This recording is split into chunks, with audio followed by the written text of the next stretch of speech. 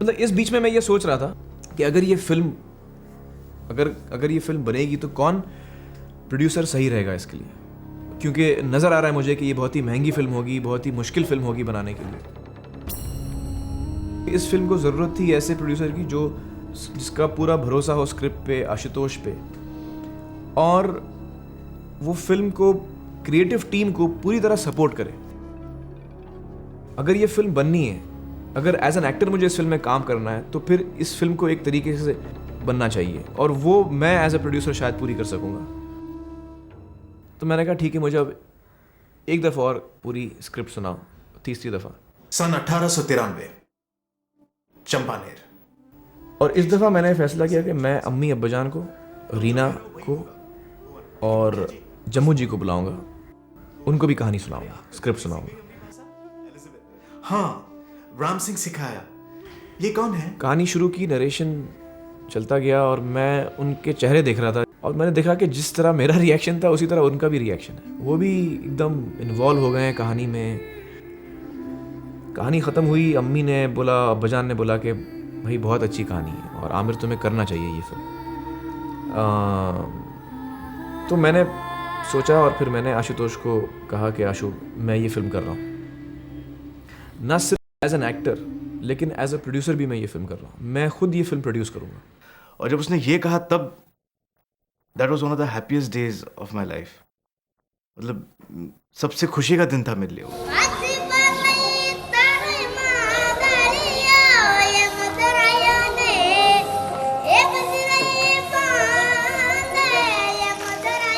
और फिर शुरू हुआ इस कहानी को पर्दे पर लाने का सिलसिला। एंड एज अ प्रोड्यूसर मैंने आशु को सिर्फ एक ही सलाह दी, जैसे तुम्हें फिल्म बनानी है वैसे बनाओ, कॉम्प्रोमाइज़ बिल्कुल मत करना, जो तुम्हारा दिल कहे उस तरह से तुम फिल्म बनाओ और मैं तुम्हें सपोर्ट करूँगा। मेरी क्रिएटिव टीम को जिस टेक्नीशियन ने पहले ज्वाइन किया वो थे नितिन चंद्रकांत देसाई, जो फिल्म के कला निर्देशक थे। तो नितिन और मैं, हम दोनों निकल पड़े चंपानेर की तलाश में। एज ए प्रोड्यूसर मुझे सोचना था कि जो मेरी प्रोडक्शन टीम होंगी, who will be part of that team, कौन कौन लोग होंगे प्रोडक्शन में। मैं जानता था कि एज एन एक्टर मैं बहुत बिजी रहूँगा फिल्म के अंदर, तो मुझे किसी ऐसे इंसान की तलाश थी जो मेरे बहुत नज़दीक हो, जिस पे मेरा पूरा भरोसा हो। Aamir was really busy. Aamir दूसरे कामों में बहुत बिजी था। वो दूसरों की फिल्में कर रहा था, हर तरह के कामों में फंसा था। कोई ऑफिस नहीं था, सेटअप नहीं था, उसे पता ही नहीं था कहाँ क्या हो रहा है। मैंने आमिर से कहा कि अगर तुम फिल्म बनाने के बारे में सीरियस हो तो तुम्हें पक्का इंतज़ाम करना होगा, तुम ऐसे फिल्म नहीं बना सकोगे। मैंने तो एक बीवी जैसे कहती है वैसे बात कह दी, ज़िंदगी में थोड़ा ऑर्गेनाइज हो जाओ एंड ऑल दैट। तो ये सोचकर मैंने एक दिन रात को रीना से बात की और मैंने रीना से कहा कि क्या तुम प्रोडक्शन में मेरी मदद करना चाहोगी। तो रीना ने कहा कि भाई मुझे फ़िल्म प्रोडक्शन के बारे में कुछ जानकारी है नहीं, फिल्म मेकिंग के बारे में कोई जानकारी है नहीं, मैं कैसे संभाल पाऊँगी। I'm from a normal. मैं एक नॉर्मल मिडिल क्लास फैमिली से हूँ। शादी से पहले फिल्मों से मेरा दूर दूर तक कोई संबंध नहीं था। तो मैंने कहा मैं हूँ और मैं मदद करूँगा, उसके अलावा तुम सीख लेना। बस यही मेरी शुरुआत थी। रात में मैंने आमिर से बात की और अगले दिन मुझे सुबह ऑफिस में बिठा दिया गया और कहा कि अब कुछ करो। Something. चंपानेर के लिए मुझे एक ऐसे जगह की ज़रूरत थी, एक ऐसे लैंडस्केप की ज़रूरत थी जहाँ की धरती खेती बाड़ी की लगे, लेकिन उसके साथ साथ ऐसा भी लगे कि यहाँ पर 2-3 साल बरसात नहीं हुई है, सूखा पड़ा है। और ये एक कॉम्बिनेशन बहुत ही मुश्किल है मिलना। खैर, हमारी पसंद का गांव तो हमें नहीं मिला, लेकिन ये सारा सफ़र मेरे लिए एक गांव दर्शन जैसा साबित हुआ।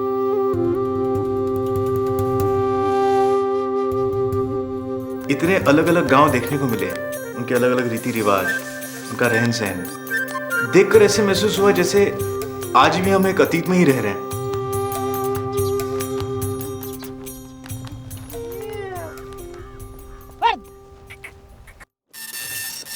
फिल्म पुराने ज़माने की है, लेकिन काम करने का तरीका नए ज़माने का। लगान की शूटिंग 4.5 महीने के लंबे शेड्यूल में पूरी की जाएगी। डबिंग के बजाय सिंक साउंड का इस्तेमाल होगा और जोर इस बात पर है कि लगान टीम में सिर्फ ऐसे लोग शामिल हो जो आशुतोष के सपने को अपना समझे। लगान में हमने एक चीज़ का ध्यान रखा था कि जो आदमी इस फिल्म में काम करेगा, चाहे वो एज एन एक्टर हो या एज अ टेक्नीशियन हो, ना सिर्फ उसकी काबिलियत देखी जाएगी लेकिन उसकी लेवल ऑफ एक्साइटमेंट देखी जाएगी कि वो कितने जोश में है, वो कितनी स्क्रिप्ट उसको पसंद आती है। गाँव में है, फिर कैरेक्टर्स इसके बड़े निराले हैं, बिल्कुल अलग हैं। इस तरह के कैरेक्टर हिंदी सिनेमा में देखने को नहीं मिलते।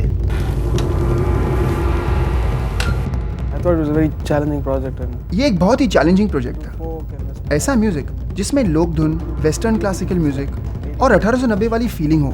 एक शेड्यूल, एक ही लोकेशन पर कास्ट और क्रू के सारे लोग। इस प्रोजेक्ट के प्लान से भी मैं बहुत इम्प्रेस हुआ, क्योंकि हम इस तरह से फिल्म बनाते ही नहीं हैं। यूजुअली हमारे हिंदी फिल्म इंडस्ट्री में प्रोडक्शन डिपार्टमेंट को इतना कोई ज़्यादा इम्पोर्टेंस, मान्यता दिया नहीं जाता है। स्क्रिप्ट कभी देखने नहीं मिलता है, कभी अगर देखने मिलता है तो सेंसर में सबमिट करते हैं तो तभी एक बाउंड स्क्रिप्ट मिलता है। यहाँ आमिर जी 9 महीने पहले, शूटिंग से 9 महीने पहले हम लोगों को बाउंड स्क्रिप्ट दिए हैं और बोल रहे हैं कि प्रोडक्शन हमको प्लान करना है, शेड्यूल प्लान करना है। धीरे धीरे टीम बनने लगी है। भारत की अकेली ऑस्कर विजेता भानु अथैया सभी कलाकारों के कॉस्ट्यूम डिजाइन करेंगी। कनाडा की निकोल डेमर्स मेकअप डिजाइन करेंगी और पीना रिज्जी बालों को। स्क्रीन प्ले में कुमार दवे और संजय दायमा आशुतोष के सहयोगी हैं और केपी सक्सेना अवधि संवाद लिखेंगे। नकुल कामटे के कंधों पर सिंक साउंड की जिम्मेदारी है। अब्बास अली मुगल एक्शन संभालेंगे। डैनियल रॉफ ब्रिटेन में कास्टिंग डायरेक्टर है और बल्लू सलूजा फिल्म एडिट करेंगे। हॉलीवुड से प्रशिक्षित अपूर्व लाकिया फर्स्ट असिस्टेंट डायरेक्टर होंगे।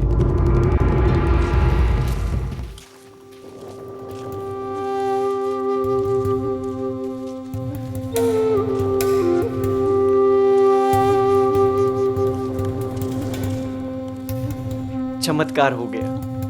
पूरे भारत में महीनों घूमने और खोजने के बाद आशुतोष को अपना चंपानेर मिल गया, कच्छ में।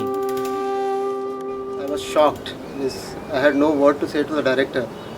इतना एक रिमोट विलेज में, इवन बॉम्बे में मालूम नहीं कि कच्छ जैसे कोई विलेज या कोई टाउन है, कोई डिस्ट्रिक्ट है। Bhuj was really a way out place. भुज हमारे लिए एक अजीब जगह थी। It was like a किसी को पता भी नहीं था कि वो है कहाँ। बिल्कुल रेगिस्तान, कोई होटल नहीं, आने जाने के लिए ढंग की सुविधा भी नहीं थी। और अगर शूटिंग गर्मियों तक चले तो वहाँ 47-48 डिग्री टेम्परेचर होगा। लोग तो बेहोश हो जाएंगे।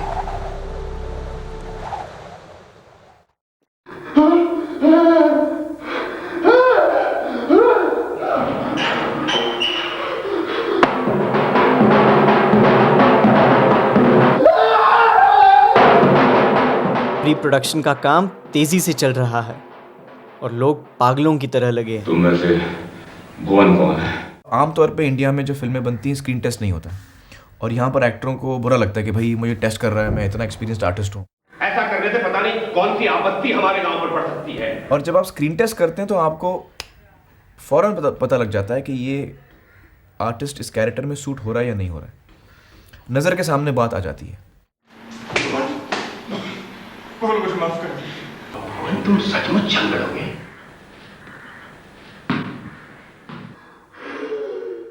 तो खैर आशु ने शुरू की अपनी टेस्टिंग और बहुत सारे एक्टरों को टेस्ट किया। क्या मुझे मेरा राजकुमार मिलेगा? भुवन! आज गुरन ने मेरा नसीब बताया है। कब फूट रहा है? मैं नहीं बता।